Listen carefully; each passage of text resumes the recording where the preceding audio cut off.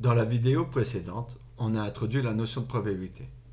Dans cette vidéo, on va installer le vocabulaire. Qu'est-ce qu'une expérience aléatoire? Qu'est-ce qu'une issue? Qu'est-ce qu'un événement? Qu'est-ce que la probabilité d'un événement? Et on commencera à calculer des probabilités. Une expérience est aléatoire lorsqu'on connaît tous les résultats possibles, mais que l'on ne peut pas prédire avec certitude lequel se produira. Par exemple, dans le jeu du pile ou face, je connais tous les résultats possibles, pile, face, mais je ne peux pas prédire à l'avance sur quel côté la pièce va retomber.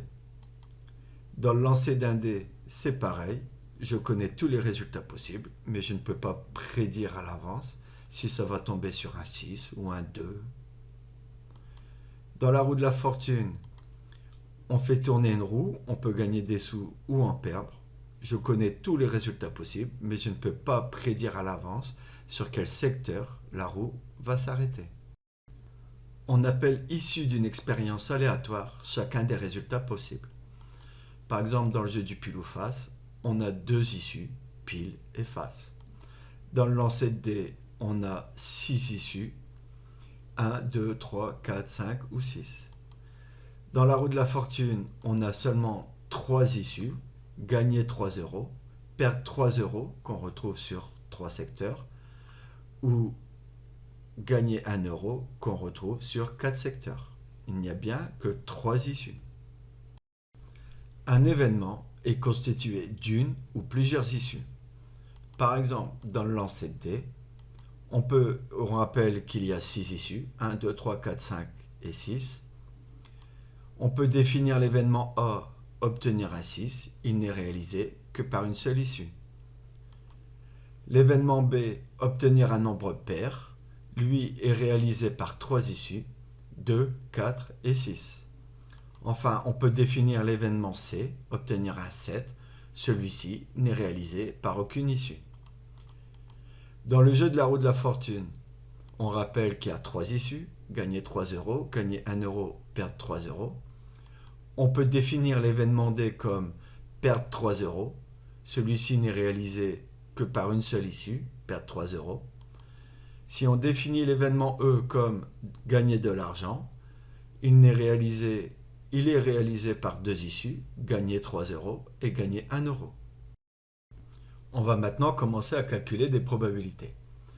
La probabilité d'un événement est un nombre compris entre 0 et 1 qui mesure la chance qu'a cet événement de se produire. Prenons l'exemple du lancer de dés. On rappelle, il y a 6 issues, 1, 2, 3, 4, 5 et 6, qui ont la même probabilité de se réaliser. Chaque issue a une chance sur 6 de se réaliser. J'ai donc la probabilité de 1 sixième.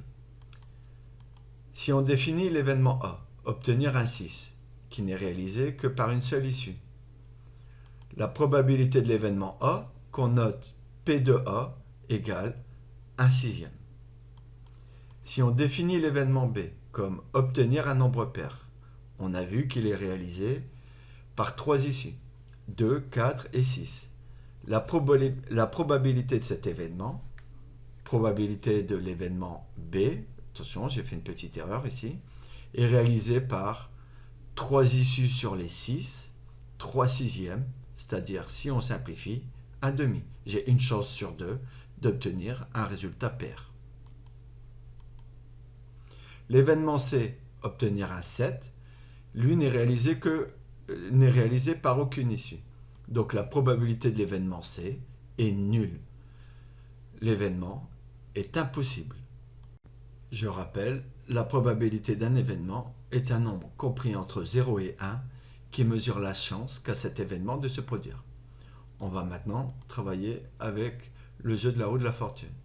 On rappelle, il y a 3 issues. Gagner 3 euros, gagner 1 euro et perdre 3 euros.